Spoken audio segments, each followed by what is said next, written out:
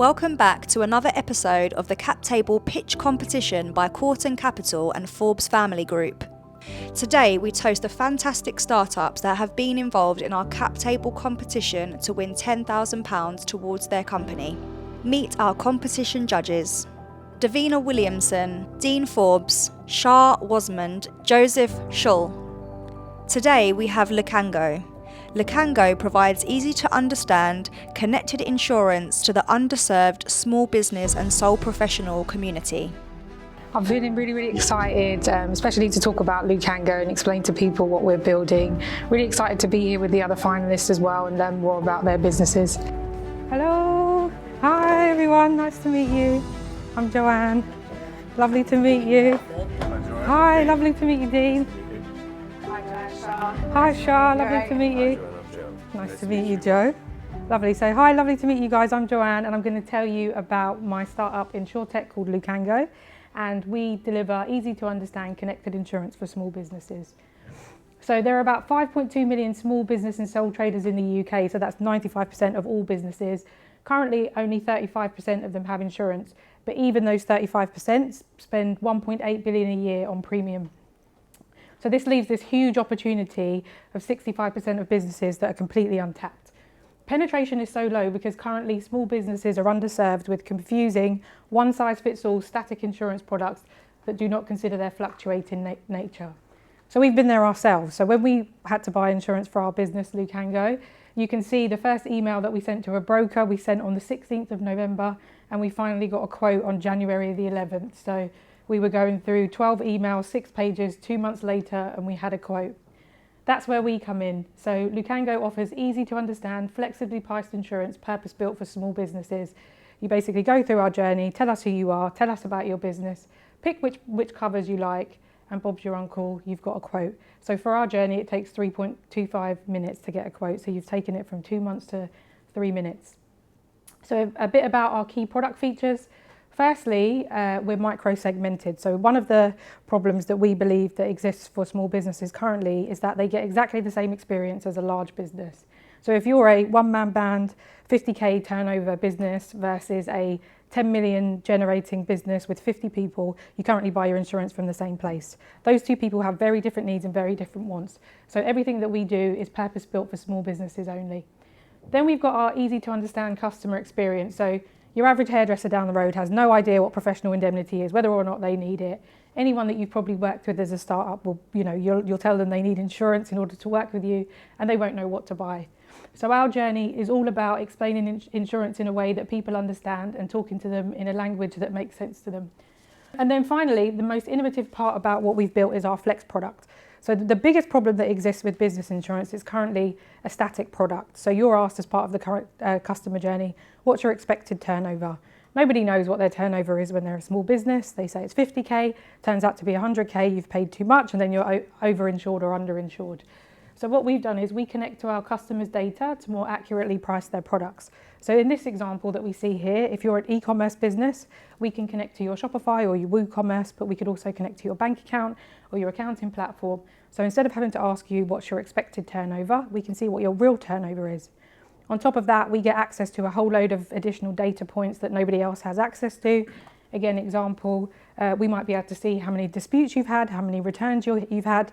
These might become a risk indicator, and therefore we can build a superior underwriting model. So the long-term goal of this product is it becomes usage-based, so we can change the premium as your business grows, a bit like what we've seen happen in motor insurance. A bit about our go-to-market. So we launched about a month ago with Markel, so that's our first insurance partner. We also are in discussion with Aviva and Direct Line about being the follow-up insurers. We always wanted to diversify our insurance capacity risk from day one. And then how we get these customers, so we've got a direct and indirect, so a kind of multi-channel.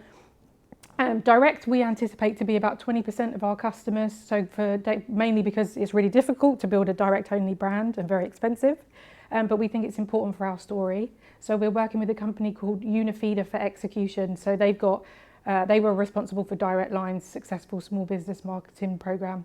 So short term, you can see here, we've got a really limited meta marketing campaign while we're testing A/B variants, but long term, the goal is that we kind of use a data-driven multi-channel marketing program. So that will include additional digital channels like TikTok and offline activity.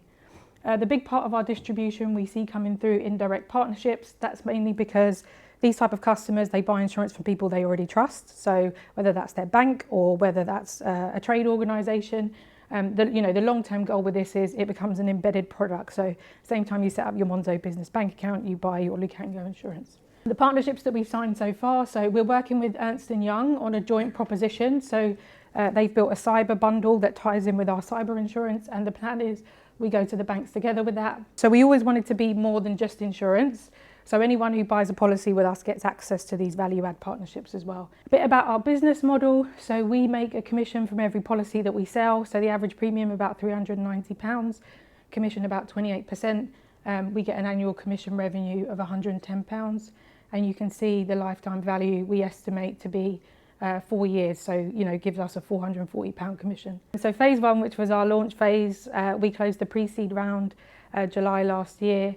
We got our FCA authorization, signed our first insurance partnership, completed our tech build, signed our first distribution partnership, and launched to the market and got our first customer.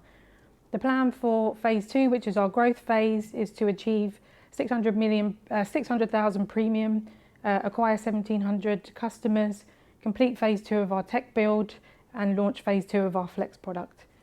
So we're currently raising a 1 million round to support these growth plans, and the 10k would support our acquisition costs. Here's a quote from our first customer, Alex. He said we helped him protect what he was building at his coffee brand, and we've taken the stress out of him not knowing what he needs. The big ambition, so the goal is to be generating 100 million annual written premium from year 6, to be the biggest small business insurtech in Europe, have multiple risk capacity options, including our own balance sheet, being the go-to voice of authority on all things small business, and ultimately to be the most loved insurance solution by small businesses, which is the most important. So there's myself, founder and CEO. I've worked in insurance my whole career. My last role prior to this, I was CIO at a company called Digital Partners. So it was a proper Munich Re business that we built from scratch, really autonomous from the group. And the proposition was to take insurtechs and help them get in market. So I really got the startup bug doing that. So you had all the good stuff about being a startup, except for we didn't have to worry about the money because Munich Re just gave us £5 million.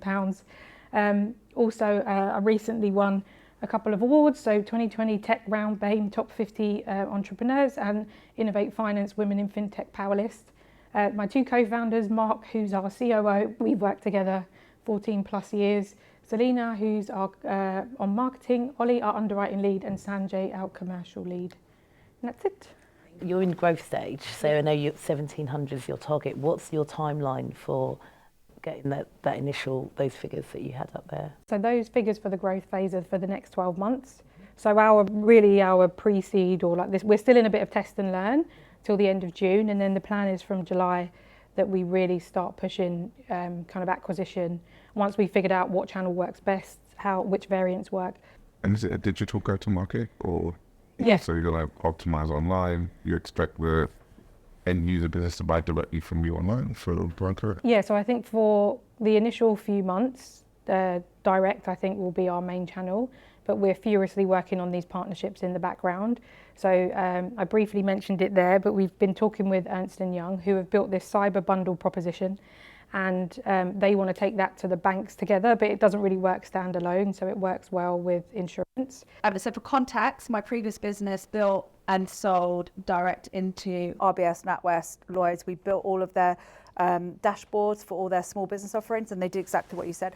They forced every new bank customer would have to sign up to the dashboard. They paid us to build it, and our dashboard incorporated Xero, QuickBooks, whatever version of Sage they had at the time, to enable businesses to actually be able to run all of their data from a single dashboard. So I know there's a massive market for it in the traditional banks, so I can't see why there wouldn't be in the new banks, but equally you can still apply to the old banks. The £390 quote that you gave, how does that compare to favourably, unfavourably? Is it the same? Is it slightly less, slightly more than if somebody went out and got it elsewhere? Yeah. So it's actually under, I would say, the market average. So we've taken the pricing directly from Markel for launch. Their pricing is relatively cheaper and it's more comprehensive than most of the other providers. A lot of the other providers, what they also do is kind of force you to they sort of tell you what bundle of products you need. You're overbuying because you're buying stuff that you don't actually need. We don't. We let you pick each one as you go, so it's complete. Great. It's not like commercial combined. It's one product at a time. So my last question about flexibility. So you gave the example, which I thought was great, that you're basing it on the actual statistics that are coming out of Xero or Stripe or Shopify. But how does that account for flexibility of growth over a year? Yep. So if I start off and actually January the 1st it's 50,000, but December the 1st it's 150,000, am I now underinsured? No, so so that's what happens currently. No insurer asks you, has anything changed? And you don't know that you're responsible to tell them.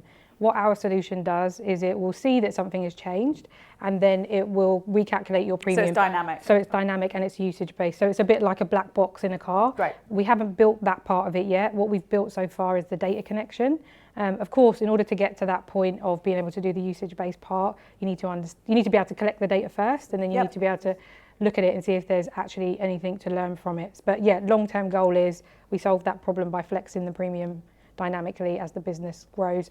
And conversely, if it shrinks. So, if your revenue's gone down, it should be cheaper for customers because, and which is a good thing. So if you've got less revenue, you want to pay less for things, you pay less for your insurance. The insurance industry is massive and it's a commodity and nobody really cares about it. Nobody wakes up in the middle of the night thinking, I want the best insurance. No.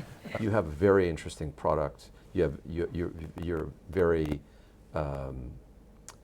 innovative and modern in kind of thinking of the small business owner like a consumer, which the insurance industry is terrible at. The problem is going to be you still need to get distribution, and it's not entirely clear to me how you break through that unless you can throw some money at that. Yeah, so we will have to definitely throw money at it, but to your point, because nobody wants it, they typically buy it through people that they trust. Hence, we will see in the long run about 80% we reckon of distribution comes through partners like a bank, where you're not even necessarily looking for it, but Monzo tells you you need it, so you buy it. And so exactly your point is the big insurers like Aviva, like Direct Line, they can't reach the very, very small end, which is why they work with people like us. So if you look at every single one of their annual statement, they'll all say, we believe SME is the biggest growing opportunity in insurance, but we don't know how to get to these customers. And timing wise, I think small businesses have been the most affected in the last 5 years. If you look at the pandemic and now you look at the economic crisis, there is actually a greater awareness about small businesses, and that's one of the reasons why I'm passionate about it, is because I believe we could have saved a lot of businesses had more of them had insurance. So a lot of businesses, had they had BI or professional indemnity or any kind of cover during those periods, those businesses might have survived. So I think there's definitely an opportunity. Insurance ultimately can help these businesses survive in the hardest times. So whilst they don't want it, there is a massive benefit to them, which if you can explain in a way that they understand, I think can really, really help small businesses who actually make up 95% of our economy. This has been a really great experience. I've learned a lot throughout the process. So I was assigned a mentor as part of the journey. He really, really helped me pull my pitch together and give me some advice about how the process would work and how I could progress. I just completed my pitch, which went really, really well. The judges weren't too scary. They asked really detailed questions about what I was doing, so it felt like they were really bought into Lukango and the business and what we're developing. Overall, it's been great to be part of an experience that supports kind of underprivileged, underestimated founders, because there aren't that many opportunities out there for us. It's great. Yeah, she's very investable. Extremely impressive. Impressive team too for business this young. She knows it. What's that? She knows this industry. We really grilled her. Why did none of them come with her to the pitch? Any idea? No? Why did? Nobody else of the team come? Oh. We're aware of when we're doing this, there's a lot of people who are either working full-time still, or they're working on the business and this is a day out of their business. That's true. She's very investable, the team's very investable, the idea is really interesting. As he was judging, he was like, yeah, so how do I meet her after?